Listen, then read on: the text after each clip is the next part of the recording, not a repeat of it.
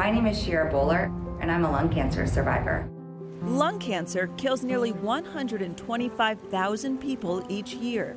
In fact, lung cancer causes more deaths than breast, pancreatic, and ovarian cancers combined. When I was diagnosed, I was 43 years old, an avid runner.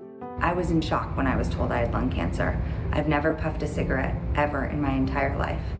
The busy mom of four says she worked out regularly, ate a healthy diet, and was not a smoker. According to the CDC, 10 to 20% diagnosed with lung cancer have never smoked a cigarette.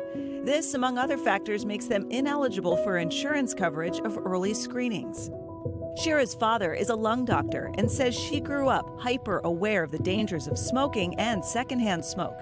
Shira and her husband work in the healthcare field, so they decided to get a full-body MRI, even though it is not covered by insurance.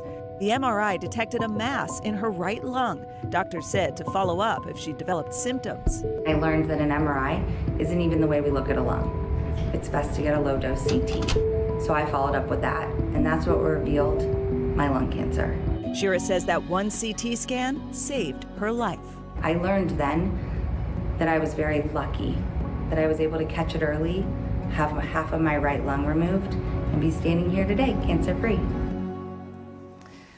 Shira is now the author of One Scan Saved My Life, and Dr. Jeffrey Port is a lung surgeon at Weill Cornell Medicine. Good morning to you both. Good morning. Thank you guys for having us on. How are you feeling? I feel great. You feel great? I feel great. I ran Amazing. 6 miles the morning of my scan, and I was back to running 6 miles just 5 weeks later. Amazing. Wow. I mean, you say you've never smoked. No. You say this low-dose CT scan saved your life, and that's written in the book. It's part personal journey, but also a call to action. Yeah.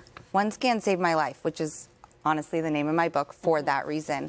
And what I realized was that I was the luckiest girl in the world that I did that scan, and I caught lung cancer in stage 1. You know, it's not, lung cancer doesn't have to be a death sentence if we catch it early, and early detection helped me survive it and beat it. And I realized stage 4 is a death sentence. It's less than 10% survival. For me, it's over 90.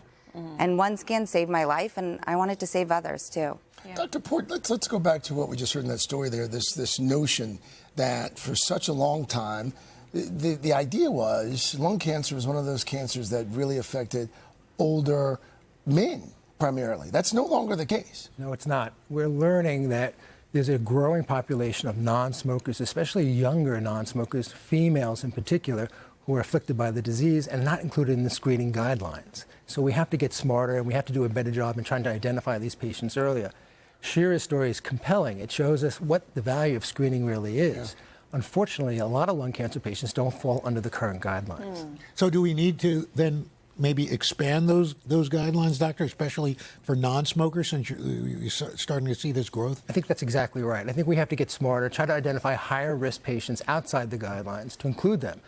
We know that non-smokers have family histories, genetic predispositions, other exposures, whether it's radon, whether it's cooking fumes, passive smoke from other family members that may make them at high risk, but yet we don't identify them in the current guidelines.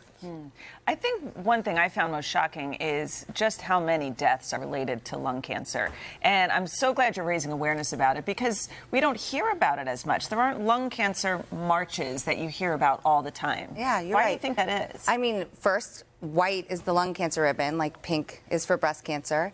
Lung Cancer Month is in November. We don't have big awareness around it. And part of that is that we have to change the narrative. 100% of the time when I tell someone I have lung cancer, they ask me if I smoked. Yep. Right. Did my dad smoke? Right. Have I, is there an occupational hazard? And the answer is no, no, no, no.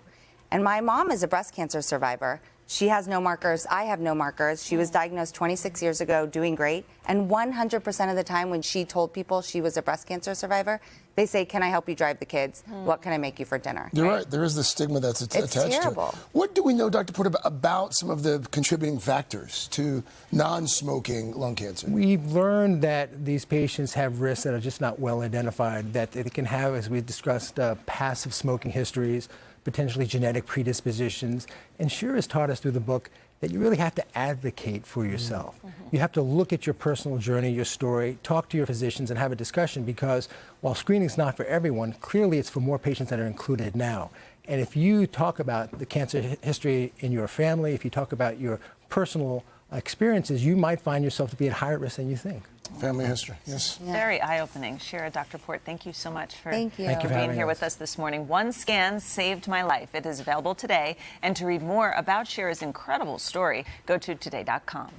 Hey, thanks for watching. And don't forget, you can catch the Today Show every morning on NBC or take Today when you're on the go. Just follow the Today podcast on Apple Podcasts, Spotify, or wherever you listen.